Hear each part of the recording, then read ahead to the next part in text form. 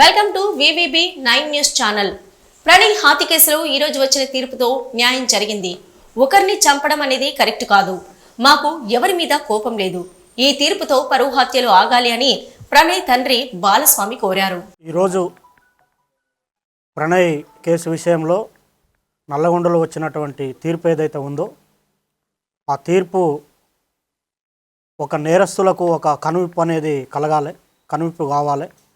ఎందుకంటే మా బాబు ప్రణయ్ హత్య జరిగినప్పుడు ఇదే చివరి హత్య జరగాలని చెప్పి జస్టిస్ ఫర్ ప్రణయ్ అని చెప్పి చాలా మేము పోరాటం చేశాము. కానీ ఆ హత్య తర్వాత కూడా చాలా హత్యలు జరగటం అనేది జరిగింది. అయితే ఈ హత్య తర్వాత జరిగినటువంటి హత్యలు చేసిన వాళ్ళకి కానివ్వండి, కులాన్ని పట్టుకొని వేలాడే వాళ్లకు, కుల దురంకార హత్యలు చేసే వాళ్లకు, తర్వాత కన్న కూతుర్లను చంపుకునే వాళ్లకు, కన్న కొడుకులను చంపుకునే వాళ్లకు, అవతలి వ్యక్తులను చంపే వాళ్లకు కులం పేరుతోని ఈ యొక్క తీర్పు అనేది కనువిప్పు కావాలని నేను కోరుకుంటున్నాను. వాస్తవంగా ఈ ఇన్సిడెంట్ తర్వాత మీ అందరికీ తెలుసు, చాలా లాస్ అయిపోయాం మేము.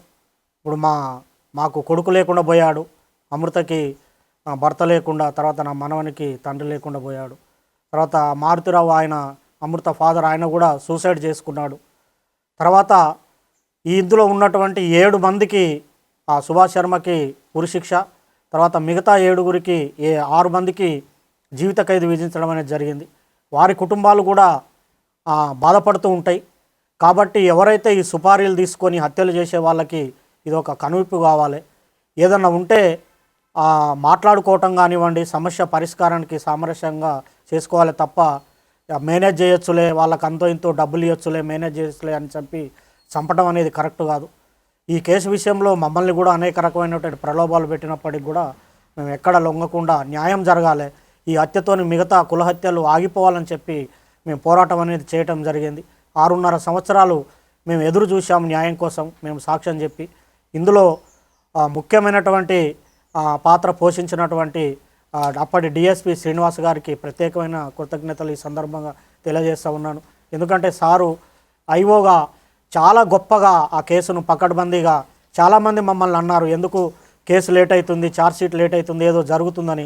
కానీ సార్ మీద మేము నమ్మకం పెట్టుకొని ఉండటం వల్ల లేట్ అయినప్పటికి కూడా ఒక పకడ్బందీ 200 పేజీల ఛార్జ్షీటు, దాదాపు 100 మంది సాక్షులను పెట్టి ఛార్జ్షీట్ వేసి గట్టిగా కేసును పకడ్బందీగా చేశారు. తర్వాత దానికి సహకరించినటువంటి ఎస్పీ రంగనాథ్ గారికి కూడా ఈ సందర్భంగా ప్రత్యేకమైన కృతజ్ఞతలు తెలియజేస్తూ ఉన్నాను. సార్ ఆధ్వర్యంలో మంచి టీము సుభాష్ శర్మను ఆ రోజు వెళ్ళి పట్టుకోవటము, తర్వాత నిందితులందరినీ పట్టుకోవటం విషయంలో కూడా సారు అనేకమైనటువంటి